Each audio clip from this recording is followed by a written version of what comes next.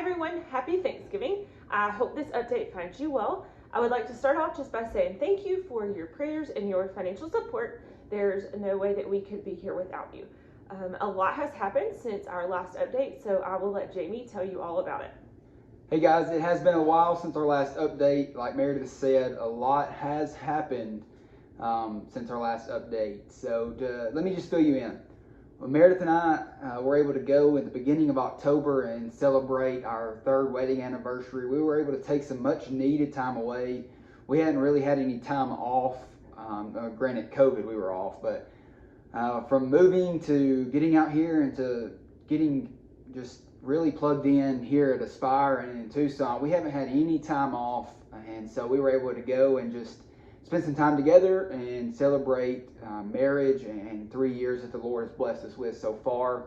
While we were there, I wish I had time to tell you these stories, but we watched a guy get arrested on the beach, and our lovely dog Hank almost died because of an adventure at a dog beach. Maybe we'll do another video another time to tell you all about that. But as far as things go at Aspire here in Tucson, Meredith and I are still adjusting. We're much more adjusted than we were the last update. We're kind of used to the city. The city is the same, and stuff is not really new anymore. It's just the same old in a way. The weather is still hot, and we had a few cold spells, so that was nice. But as far as Aspire goes and Aspire Church, Meredith and I are both in small groups. Meredith's been going to the same small group for the whole time, and she is really enjoying it. And they meet every Wednesday night, and it's really a good thing for her to go and just study the Word with some ladies. And so I went to one small group when I first got here, and now I'm going to another small group.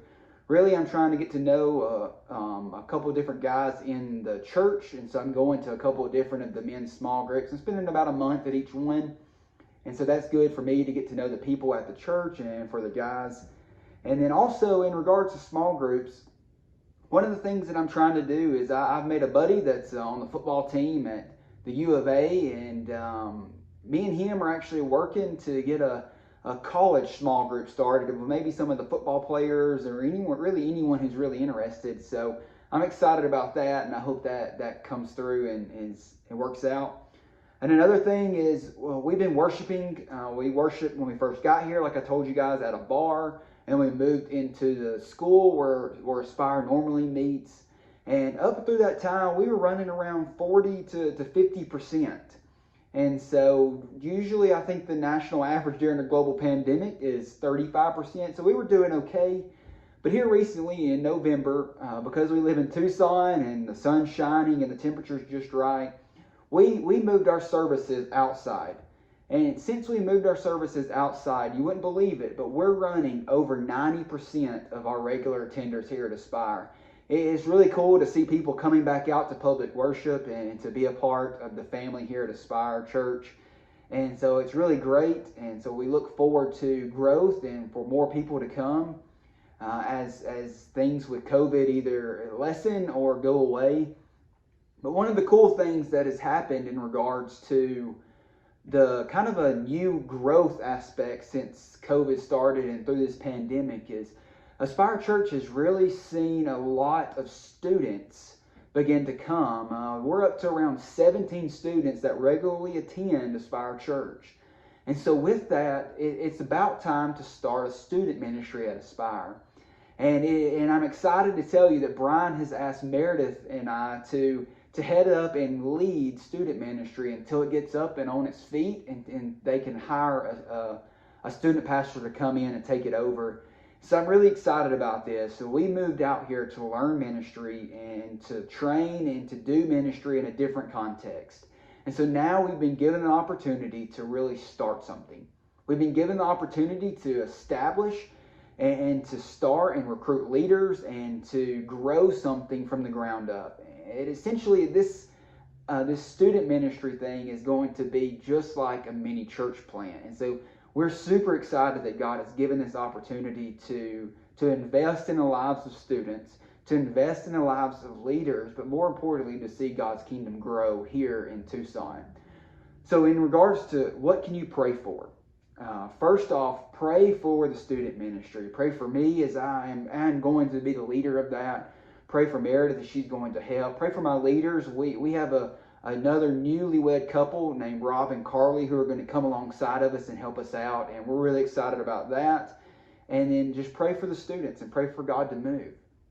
And some other things that you can pray for is pray for Meredith and pray for me. Meredith's job is really, really, really stressful.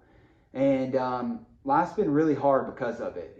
She really doesn't like getting up and going to work, and her job really consumes 7 days out of the week. And so it's really difficult to live with. It's difficult for both of us. I'm trying to support her any way that I can, and it's hard for me to know how, and really it's hard for her because she's not getting to do ministry like she wants and like we came here to do because she's consumed in her job.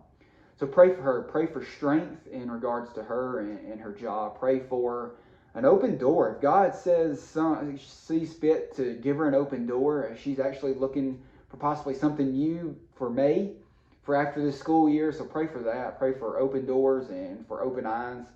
But more importantly, pray that in amongst the trial and the terribleness of her job, that she can be faithful and that she can find some way to invest in someone's life and be a servant in regards to that.